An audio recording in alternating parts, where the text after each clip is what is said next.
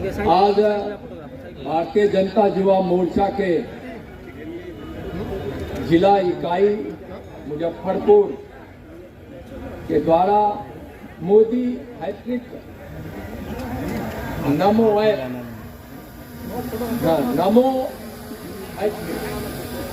नमो hat trick का आज एक तरह से लॉन्च हुआ है। युवा मोर्चा ने नमो हैट्रिक यानी मोदी जी तीसरी बार प्रधानमंत्री बनेंगे, यह देश की और मुजफ्फरपुर की गारंटी है। जैसे मोदी की गारंटी है आत्मनिर्भर भारत का और 21वीं सदी में भारत से गरीबी मिटाने का, घर घर तक विकास की धारा पहुंचने का, गरीबों के जीवन में खुशियां आने का, देश की सीमा की सुरक्षा और देश की आर्थिक सुरक्षा की गारंटी का, नौजवानों को रोजगार मिलेगा इसकी गारंटी का, हमारे किसान, हमारे युवा, हमारे बहनें, महिलाएं और गरीब सबका जीवन खुशियों से भरा होगा। सरकार की जितनी सामर्थ्य है वह सब इन चारों को समर्पित और समर्पण की गारंटी है। उसी प्रकार से आज देश में 400 पार होने की भी गारंटी है। इस जिले में 2 लोकसभा है, 2 लोकसभा को जीतना है, भारी जीत हासिल करनी है।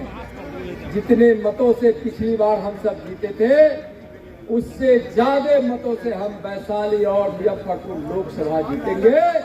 आज हम सब इसकी गारंटी माननीय प्रधान नरेंद्र मोदी जी को दोनों हाथ उठाकर दीजिए और बोलिए नरेंद्र मोदी जिंदाबाद, नरेंद्र मोदी जिंदाबाद, नरेंद्र मोदी जिंदाबाद, भारत माता की जय। भाइयों, अत्याचार के कारण, भाई भतीजावाद के कारण इस देश को बहुत नुकसान हुआ है। जिस विवेकानंद ने भविष्यवाणी की थी 21वीं सदी के लिए, वो भविष्यवाणी पूरी नहीं होती यदि भारत के प्रधानमंत्री आदरणीय नरेंद्र मोदी नहीं होते। विवेकानंद जी से जब वह विदेश के दौरे पे थे तो किसी ने पूछा क्या आप तो उस देश के सन्यासी हो जो देश भूखा है, जो देश नंगा है, जो देश अशिक्षित, बेघर और बेबस है। स्वामी विवेकानंद जी ने कहा था कि मैं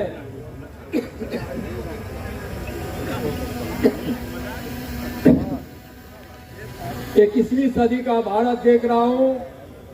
उस भारत में न कोई भूखा है, न कोई नंगा है, न कोई अशिक्षित है, न कोई बेघर है, न कोई बेबस है, न कोई बेबस है। आज भविष्यवाणी करने वाले विवेकानंद जी के बचपन का नाम क्या था? जोर से बोलिए, विवेकानंद के बचपन का नाम क्या था? और आज दुनिया के सबसे लोकप्रिय नेता, कर्मयोगी प्रधानमंत्री, गरीबों के मसीहा और विकास की गंगा जो बह रही है, यानी विकास के भगीरथ गंगा बहाने वाले देश के यशस्वी प्रधानमंत्री का नाम क्या है? क्या है?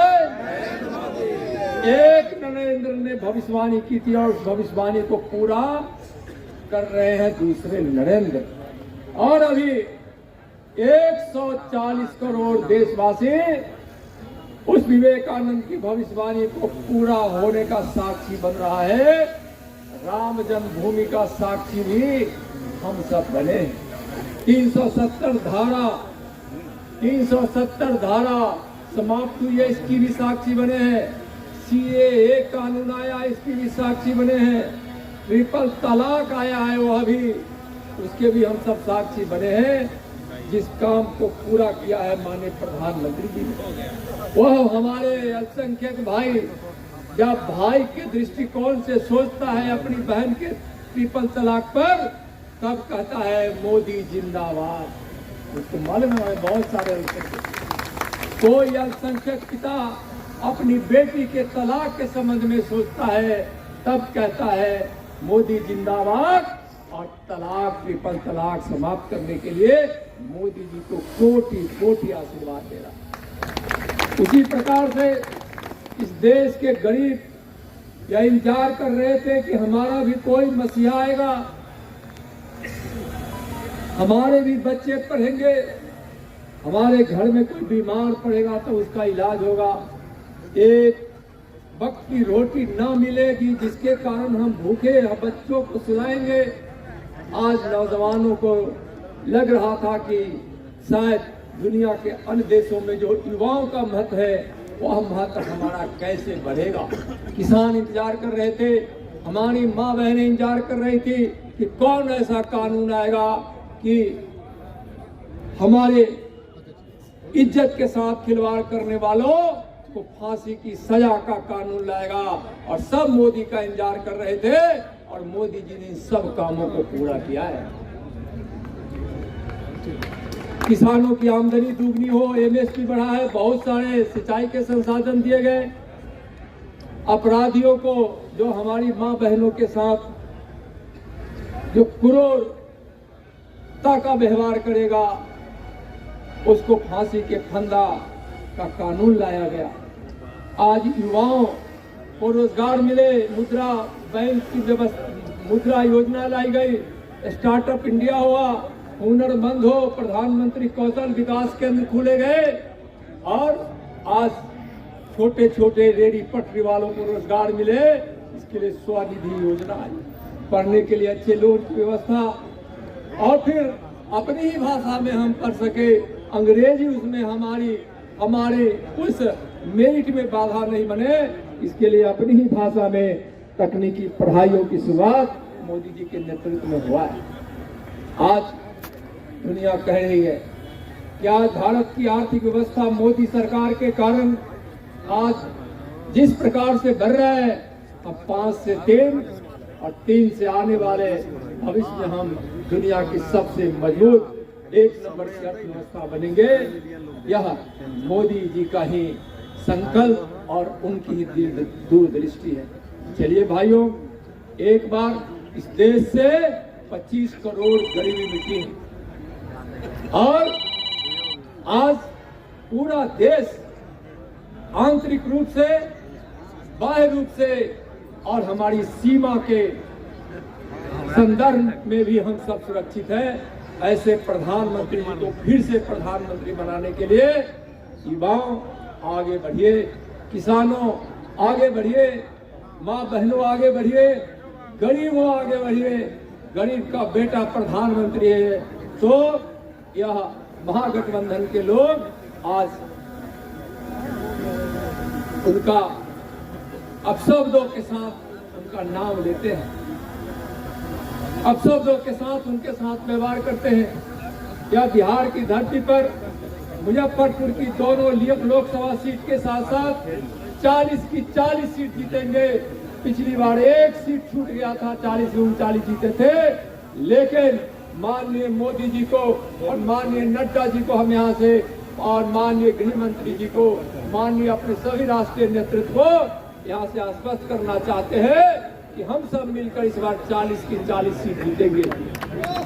और जो नाटक कर रहे हैं कि हमने रोजगार दिया है, हमने नौकरी दी है, यह भ्रम फैलाने का काम है। आप देखिए, जब हमारी एनडीए की सरकार थी तो जिन जिन विभागों में नौकरी मिली, जो भी मिली, वह नौकरी की बुनियाद उसी समय रखी गई थी जब इसके पहले यानी महागठबंधन की सरकार थी। हाँ, उसके पहले जो एनडीए की सरकार थी बुनियाद उसमें रखी गई थी, और आगे भी जो बुनियाद एनडीए सरकार में रखी गई थी नौजवानों को रोजगार के लिए, नौकरी के लिए, उसको वर्तमान की एनडीए सरकार पूरा करेगी, वर्तमान की एनडीए सरकार पूरा करेगी। मैं नौजवानों को आश्वस्त करना चाहता हूं, मैं नौजवानों को वचन देता हूं। तो चलिए एक बार 400 पार के संकल्प के साथ हम सब, सभी युवा, सभी किसान, सभी माँ बहन, सभी गरीब, हम सब संकल्प ले कि दोनों सीट जीतेंगे मुजफ्फरपुर की, 40 की 40 सीट जीतेंगे बिहार की, और 400 पार जो संकल्प है एनडीए का, माननीय प्रधानमंत्री जी का, भारतीय जनता पार्टी का जो संकल्प अब भारत वासियों का हो गया है, हम सब भी संकल्प लीजिए 400 मुजफ्फरपुर की दोनों सीट, मुजफ्फरपुर की दोनों सीट, बिहार की 40 की, बिहार की 40 की